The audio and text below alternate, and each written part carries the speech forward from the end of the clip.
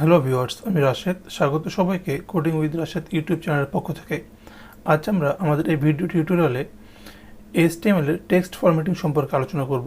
তো এই text formatting সম্পর্কে আলোচনা শুরু করার আগে আমি এর সংজ্ঞাটা একটি উদাহরণের মাধ্যমে শুরু করতে চাই। আর তা করার জন্য আমি আমার ডক ফাইল তথা MS ওয়ার্ড ফাইলে চলে গেলাম এবং এখানে আমি দেখতে পাচ্ছি একটা প্যারাগ্রাফ। এটাকে ডামি প্যারাগ্রাফ, যার কোনো মিনিং আসলে আছে কিনা আমি নিজেও জানি না। এটা নেট থেকে কপি করা একটি প্যারাগ্রাফ।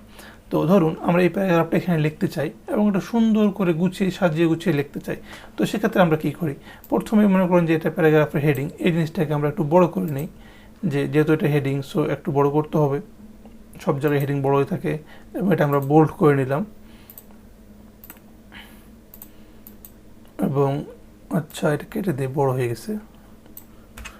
ওকে। এবং এই যে আমাদের টেক্সটগুলো, এখানে অ্যালাইনমেন্ট ঠিক নেই বা কেমন বেকাতারা হয়ে আছে। তো এটাকে ঠিক করার জন্য আমরা কী করি? এখানে মনে করুন জাস্টিফাই করে দিলাম, দেখতে একটু সুন্দর লাগছে। এটাকে কী করলাম, আমরা একটু মিডলে দিই, দেখতে ভালো লাগবে। এবং মনে করেন যে এই যে মাঝখানের এই দুই লাইন আমাদের এই প্যারাগ্রাফটার একদম ইম্পর্টেন্ট লাইন বা কি লাইন। সো এটা কী করি, এটাকে আমরা একটু বোল্ড করে দিই যাতে বুঝতে সুবিধা হয় যে এটা আমাদের আসলে ইম্পর্টেন্ট লাইন। বা এখানে কোনো কিছুকে আমরা জোর দিয়ে বোঝানোর জন্য কী করতে পারি, এটাকে একটু ইটালিক করে দিলাম, বাঁকা করে দিলাম। বা লাস্টের কিছু লাইন বা ধরুন হেডিংটাকে আমরা আরও কী করতে পারি, আন্ডারলাইন দিতে পারি।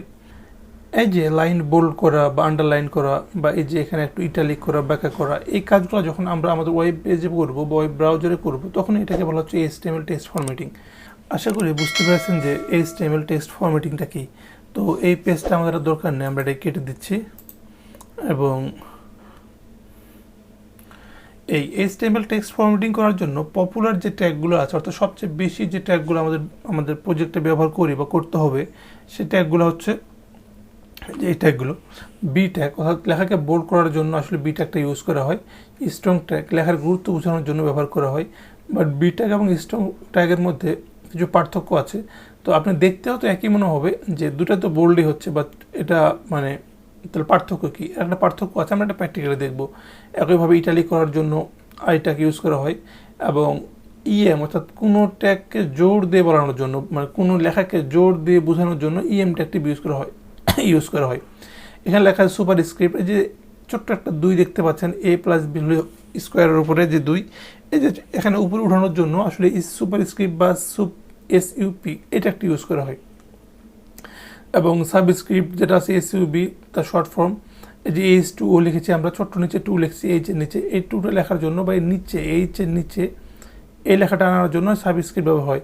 মার্কটা আসলে হাইলাইট করার জন্য ইউজ করা হয়, কোনো লেখাকে ডিলিট করার জন্য ইউজ করা হয়। বাট এই ডিলিট কিন্তু সেই ডিলিট না যে আমাদের পেজ থেকে লেখা ডিলিট হয়ে যাবে। এটা হচ্ছে লেখার উপর দিয়ে একটা লাইন থাকবে, মানে কাটা থাকবে লেখার উপর দিয়ে, কলম দিয়ে যেরকম আমরা একটানে কেটে দিয়ে কোনো লেখা ঠিক এরকম থাকবে। আমরা এটা প্র্যাকটিক্যালি দেখবো।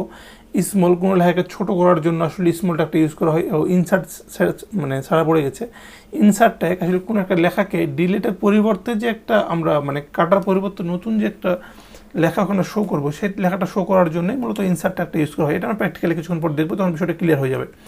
বিগ ট্যাগ নাম শুনেই বুঝতে পারছেন যে আসলে কোনো কিছু বড় করার জন্য বা মানে লেখাকে বড় করার জন্য আসলে বিগ ট্যাগটি ইউজ করা হয়। এবং ট্যাগটি তো আন্ডারলাইন করার জন্য ইউজ করা হয়। আশা করি আপনারা ট্যাগ কি এ সম্পর্কে জানেন। আর যদি না জেনে থাকেন তাহলে আই বাটনে দেওয়া লিঙ্ক থেকে জেনে আসতে পারেন। তো এই ছিল থিওরিক্যাল। আমরা এখন সরাসরি প্র্যাকটিক্যাল চলে যাচ্ছি এবং এই ট্যাগগুলোকেই দেখব। তো এটা মিনিমাইজ করে দিলাম এবং আমাদের প্রজেক্ট ফাইলটা ওপেন করলাম। এখানে index.html ফাইলটা রাইট বাটনে ক্লিক করে easy to use notepad plus plus open করছি। এবং আমাদের এই কাজটি করার জন্য অবশ্যই ব্রাউজার লাগবে, সেক্ষেত্রে ব্রাউজারটাকে ওপেন করে নেই। ওকে। এবং এইটাকে আমরা আমাদের ব্রাউজারে রান করতে চাই। তো রান করার জন্য কী করতে হবে আমরা জানি, অবশ্যই রান বাটনে ক্লিক করব এবং এখান থেকে যার যে ব্রাউজার, আপনি যে ফায়ারফক্স ইউজ করেন, তো ফায়ারফক্স মানে আপনার যে ব্রাউজার ঠিক সেই ব্রাউজারে ক্লিক করতে হবে। আমি ইউজ করছি গুগল ক্রোম, সেক্ষেত্রে আমি লঞ্চ ইন ক্রোম এই কথাটায় ক্লিক করলাম এবং দেখবেন যে আমাদের এই কোডটা ঠিক ডান পাশে শো করতেছে।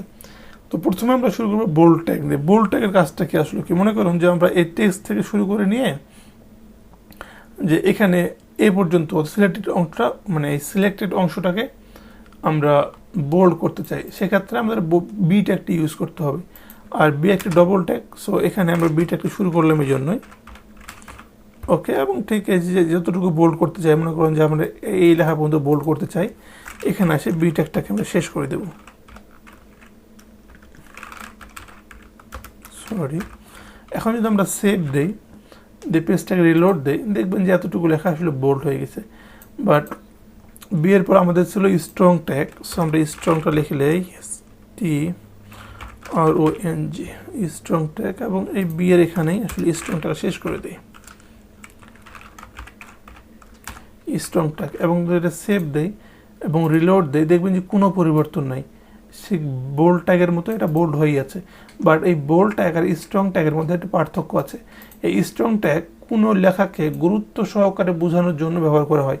মনে করেন যে আপনি একটা প্যারাগ্রাফ লিখছেন এবং প্যারাগ্রাফের যেটা মূল কথা, প্রত্যেকটা বিষয়বস্তু একটা মূল বিষয়বস্তু থাকে। একটা জিনিসকে যখন আমরা উপস্থাপন করি ওটাকে অনেকভাবে সাজিয়ে গুছিয়ে উপস্থাপন করতে হয়, বাট সবটাই কিন্তু গুরুত্বপূর্ণ কথা না। একটা মেন কথা থাকে, মেন একটা মানে সারাংশ থাকে। এই সারাংশটাকে যখন আমরা বোঝাতে চাইবো প্যারাগ্রাফের মাধ্যমে বা যে কোনো জায়গায়, তখন আমরা ঠিক স্ট্রং ট্যাগটি ইউজ করব। আর স্ট্রং ট্যাগটি আসলে এসইওতে বেশ গুরুত্বপূর্ণ ভূমিকা পালন করে। এসইও মানে হচ্ছে সার্চ ইঞ্জিন অপটিমাইজেশন, আসলে আমরা ওটা নিয়ে কথা বলছি না, বাট এটা খুব গুরুত্বপূর্ণ একটা বিষয়। আপনি চাইলে কিন্তু সব জায়গায় স্ট্রং ট্যাগটি ইউজ করতে পারবেন না। যদি আপনি নর্মালি কোনো কিছু বোল্ড করতে চান সেক্ষেত্রে আপনি বি ইউজ করবেন, বাট আপনার লেখার মধ্যে যদি এই দুটো লাইন আপনার লেখার মধ্যে সবচেয়ে গুরুত্বপূর্ণ হয় সেক্ষেত্রে আপনি স্ট্রং ট্যাগটি ইউজ করবেন। তো এই হচ্ছে বি ট্যাগ এবং স্ট্রং ট্যাগের মধ্যে আসলে পার্থক্য। আর বাহ্যিক দিক থেকে আমরা যেভাবে দেখছি দুটো বোল্ডে দেখাচ্ছে, সো দেখতে আসলে তেমন পার্থক্য নয়, তবে কাজে পার্থক্য আছে। তো এরপরে আমরা ইউজ করবো আই ট্যাগ, যেটা আসলে ইটালিক বা একটু বাঁকা করতে ইউজ করা হয়। ধরুন যে আমরা এখানে আই ট্যাগ দিলাম এবং এটাকেও আই পরিবর্তন করে দিলাম এবং যেটা সেভ দেয় এবং রিলোড দেয়, দেখবেন যে ঠিক এতটুকু লেখা মানে ইটালিক হয়ে গেছে, এটা বাঁকা হয়ে গেছে। তো এটাই হচ্ছে ইটালিক, মানে ইটালিক করতে আসলে এই ট্যাগটি ইউজ করা হয়, আই ট্যাগটি। এটার জন্য আরও একটি কাজ, তারপর আমরা আলোচনা করব ইএম সুপার এবং সাব নিয়ে। ওকে, তো এখন আমরা আলোচনা করব ইএম ট্যাগ নিয়ে। এই ট্যাগটা আমি এখানে দিলাম, বাট এটা এখানে দিয়ে শেষ করে দিলাম, এবং এইটাকে অবশ্যই সেভ করতে হবে। দেন রিলোড দিলে দেখবেন যে ইএম ট্যাগটাও দেখতে আসলে ইটালিক ট্যাগের মতো দেখাচ্ছে, মানে ওই অনেকটা বি ট্যাগের মতো দেখতে একই, কিন্তু মানে এদের কাজগুলো ভিন্ন। ইএম ট্যাগটা কিন্তু আপনি চাইলে ইটালিক করার জন্য ব্যবহার করতে পারবেন না। এটা আপনাকে অবশ্যই কোনো একটা লাইনে আপনি গুরুত্বপূর্ণ একটা মানে জোর দিয়ে কোনো কিছু বোঝাতে যাচ্ছেন। মনে করেন যে এটা ইংলিশে লেখা আছে, বাট আমরা ধরে নিলাম এটা বাংলায় লেখা আছে। আপনি কোনো কিছু বলছেন কাউকে, যেমন আপনার বন্ধুকে বলতেছেন যে কোনো মানে এই প্যারাগ্রাফের মাধ্যমে একটা গল্প বলতেছেন যে আমি দেখেছি যে তুমিই কাজটি করেছো। বিষয়টা এরকম যে তুমিই কাজটি করেছো, তুমি জোর দিয়ে বলতেছো। তো এই যে জোর দিয়ে বলা, এই কাজটা করার জন্য আসলে আমরা তো ওখানে লিখতে পারি না, এটা জোর দিয়ে বলতে হবে, এভাবে বলতে পারি আমরা কিন্তু বলতে পারি না লেখার মাধ্যমে। তো ঠিক এই যে জোর দিয়ে বলার বিষয়টাই ইএম ট্যাগের মাধ্যমে করা হয়। আপনি কোনো একটা লেখাকে এভাবে ইএম ট্যাগের মধ্যে ঢুকাই দিবেন, তাহলে যে রিডার যে পড়বে সে বুঝবে যে ও আসলে এটা মানে জোর দিয়ে লেখক বোঝানোর চেষ্টা করেছে। তো এটাই হচ্ছে ইএম ট্যাগ এবং আই ট্যাগের কাজ। যদি আপনি নর্মালি ইটালিক করতে চান বা করতে চান তাহলে আই ট্যাগ ইউজ করবেন, এবং যদি জোর দিয়ে কোনো কিছু বোঝাতে চান, জোর মানে বলতে চান, সেক্ষেত্রে ইএম ট্যাগটি ইউজ করবেন। এবং আমাদের পরবর্তী ট্যাগ হচ্ছে সুপার স্ক্রিপ্ট। ওকে, তো মনে করুন যে এটা করার জন্য আমরা ইএম ট্যাগটাকে উঠাই দিলাম এবং সবগুলোকে উঠাই দিই, এগুলো দরকার নাই, না এগুলো থাক, এগুলো কেটে দিলাম। এবং ঠিক এই জায়গায় এসে আমরা টাইটেলের মধ্যে লিখতেছি যে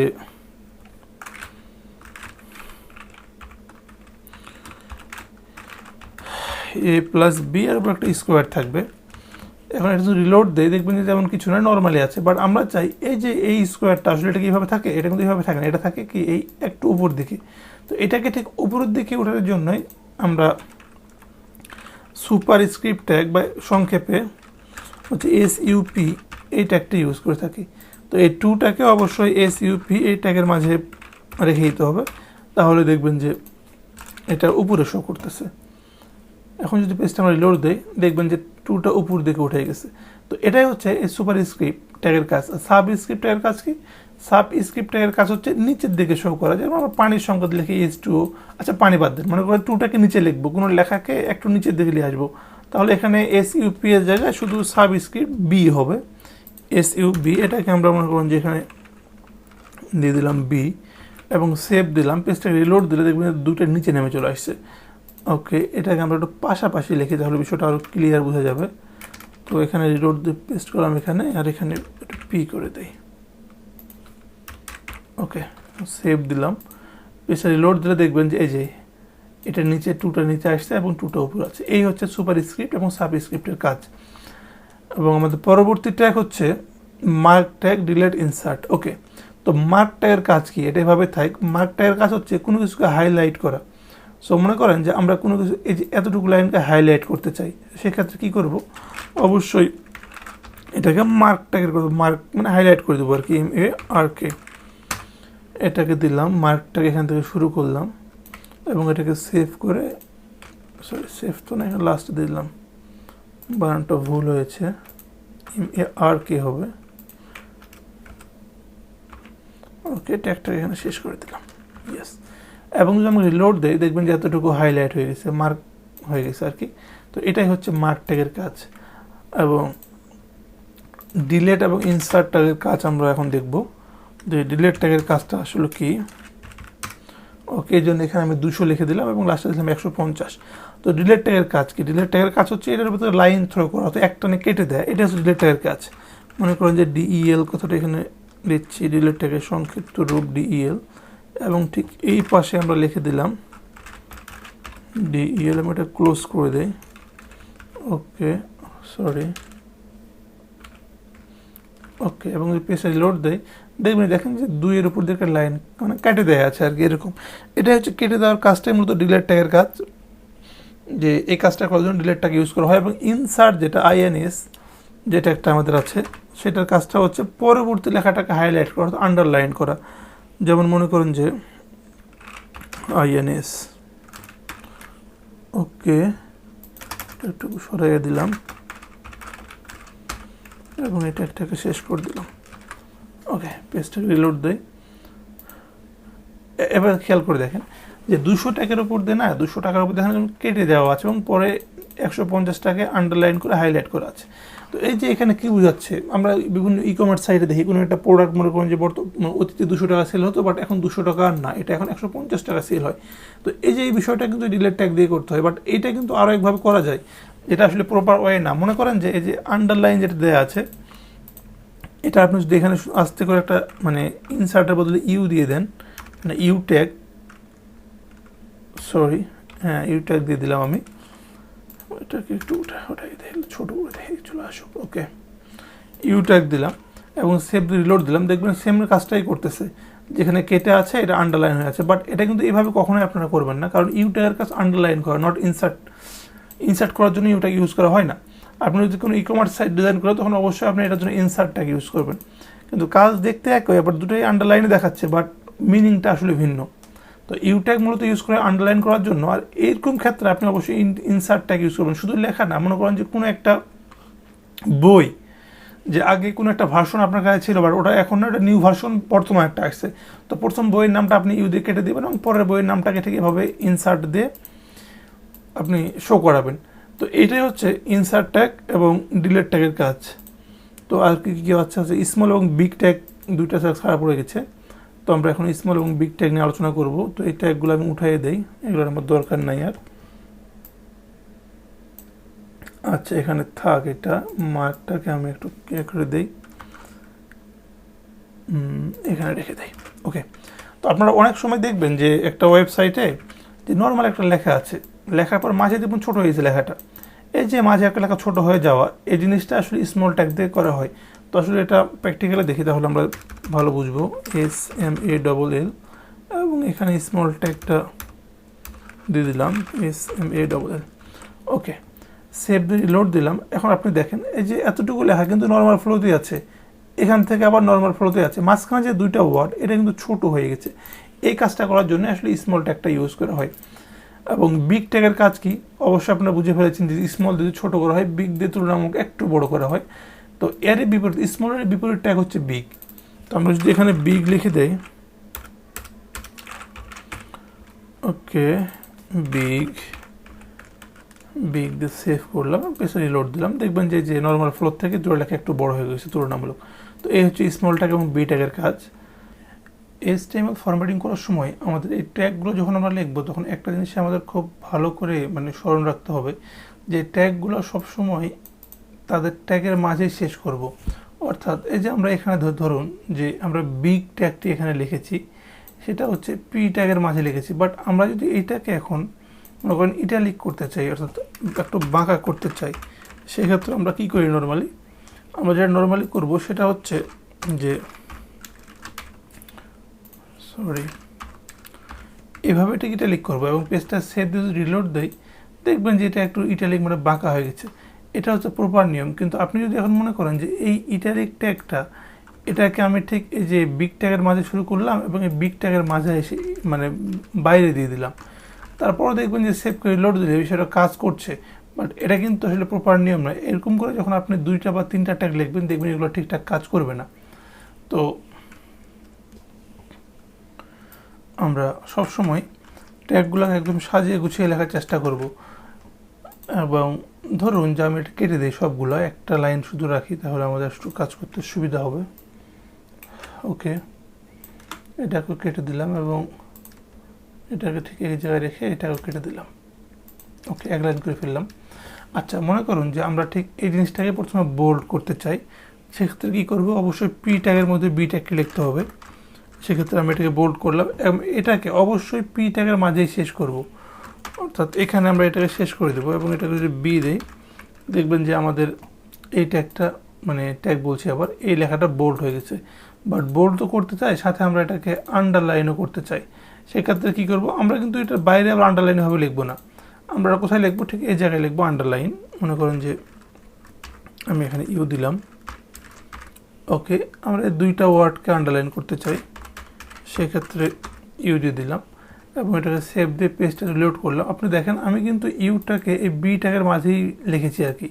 আমি কিন্তু এটাকে আবার এখান থেকে বি ট্যাগের বাইরে, অর্থাৎ এই 2 ট্যাগের মাঝে এখানে বা এখানে না হয় এভাবে বাইরে, এভাবে কখনো লিখবো না।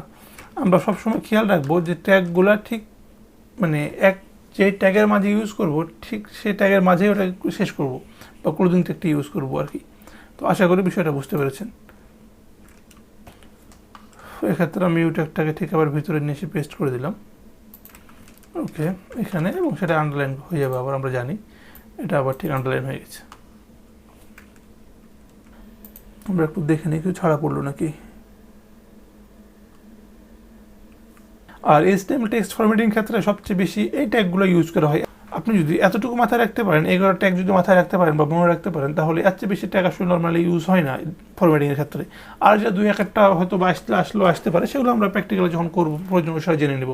তো বিষয়গুলো কিন্তু খুব কঠিন না। দেখেন মানে একটু ঠান্ডা মাথায় ভাবলে বিষয়গুলো একদম খুব সহজেই বোঝা যায় যে কোন ট্যাগের কাজ কি। না, ট্যাগের নাম দেখলে আসলে বোঝা যায় যে মানে রিয়েলাইজ আপনি করতে পারবেন যে আসলে এই ট্যাগগুলোর কাজ কি। যেমন বি থেকে বোল্ড ট্যাগ, স্ট্রং, ইটালিক থেকে আই, মানে আপনি যদি MS ওয়ার্ড সম্পর্কে পূর্বে একটু জেনে থাকেন বা টেক্সট ফরম্যাটিং সম্পর্কে একটু আইডিয়া থেকে থাকে, তাহলে আপনি এক দেখাতেই বুঝবেন যে এই ট্যাগগুলোর কাজগুলো আসলে কী। ওকে, তো এই ছিল আজকে আসলে আমাদের ভিডিওর আলোচনার বিষয়। ভিডিওটি শেষ করার আগে ছোট্ট একটি রিকোয়েস্ট, যদি আপনারা আমাদের চ্যানেলে নতুন হয়ে থাকেন তাহলে অবশ্যই আমাদের চ্যানেলটি সাবস্ক্রাইব করবেন এবং অলরেডি সাবস্ক্রাইব করে থাকলে আপনাকে অসংখ্য ধন্যবাদ। যদি আমাদের ভিডিওগুলো একটু ভালো লেগে থাকে তাহলে অবশ্যই লাইক দেবেন, খারাপ লাগলে ডিসলাইক দেবেন এবং কোনো মতামত পরামর্শ থাকলে অবশ্যই তা কমেন্টে জানাবেন। আর হ্যাঁ, যদি আমাদের ভিডিও দেখে প্র্যাকটিস করতে গিয়ে কোথাও কোনো প্রবলেম ফেস করেন, তাহলে অবশ্যই ডেসক্রিপশনে দেওয়া ফেসবুক গ্রুপে আমাদেরকে অবশ্যই জানাবেন। আপনাদেরকে সর্বোচ্চ সহযোগিতা করা হবে ইনশাআল্লাহ। ভালো থাকবেন সবাই, দেখা হচ্ছে পরবর্তী ভিডিওতে। আল্লাহ হাফেজ।